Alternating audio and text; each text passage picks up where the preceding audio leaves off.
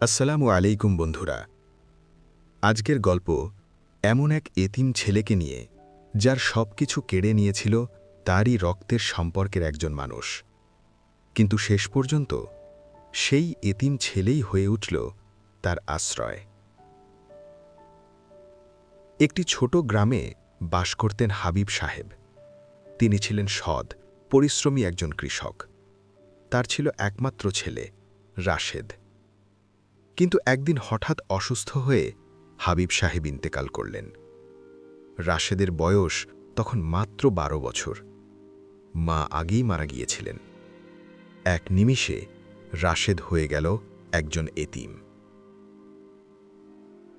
হাবিব সাহেবের ছিল কিছু জমি, একটা ছোট বাড়ি আর কিছু সঞ্চয়।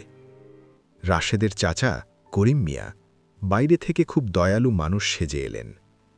তিনি বললেন, ভাইয়ের ছেলে, আমি তো আছিই তোমার জন্য।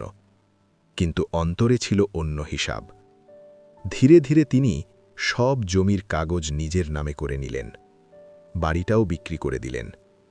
রাশেদ কিছু বুঝে ওঠার আগেই সে হয়ে গেল নিঃস্ব। আল্লাহ তাআলা কুরআনে বলেন, নিশ্চয়ই যারা এতিমদের সম্পদ অন্যায়ভাবে ভক্ষণ করে তারা নিজেদের পেটে আগুন ভরে। সূরা আন-নিসা 4:10। রাশেদ কাজ শুরু করল ছোট বয়সে। মসজিদে পড়াশোনা করত আর দিনে দিনমজুরি করত। অনেকেই তাকে করুণা করত, কিন্তু সে কখনো চাচার বিরুদ্ধে বদদোয়া করল না। সে শুধু বলত, আল্লাহ আছেন, তিনি ন্যায় বিচার করবেন। বছর কেটে গেল। রাশেদ বড় হল, সৎ পথে ব্যবসা শুরু করল। আল্লাহ তার রিজিক বাড়িয়ে দিলেন। সময়ের চাকা ঘুরল। একদিন খবর এলো, চাচা করিম মিয়া গুরুতর অসুস্থ। তার নিজের ছেলেরা বিদেশে, কেউ তাকে দেখতে আসছে না। ঘর অন্ধকার, ওষুধ কেনার টাকা নেই। সেই খবর শুনে গ্রামের মানুষ অবাক হয়ে দেখল রাশেদ ছুটে গেল চাচার বাড়ি। করিম মিয়া দুর্বল কণ্ঠে বললেন, রাশেদ, তুমি? চোখে লজ্জা, অনুশোচনা। রাশেদ শান্ত কণ্ঠে বলল, চাচা, আমি আপনার ভাতিজা, আপনি একা নন। সে নিজে চাচাকে হাসপাতালে নিল, ওষুধ কিনল, নিজ হাতে খাওয়াল। এক রাতে করিম মিয়া কান্না করে বললেন, বাবা রাশেদ, আমি তোমার হক মেরে খেয়েছি, আমাকে ক্ষমা করো। ঘর নিস্তব্ধ। রাশেদ মাথা নিচু করে বলল, চাচা, আপনি আমাকে দুনিয়ায় কষ্ট দিয়েছিলেন, কিন্তু আমি চাই না আপনি আখিরাতে কষ্ট পান। আমি আপনাকে ক্ষমা করে দিলাম। সেই রাতে করিম মিয়ার চোখ দিয়ে অনুশোচনার অশ্রু ঝরল। কিছুদিন পর তিনি তাওবা অবস্থায় ইন্তেকাল করলেন।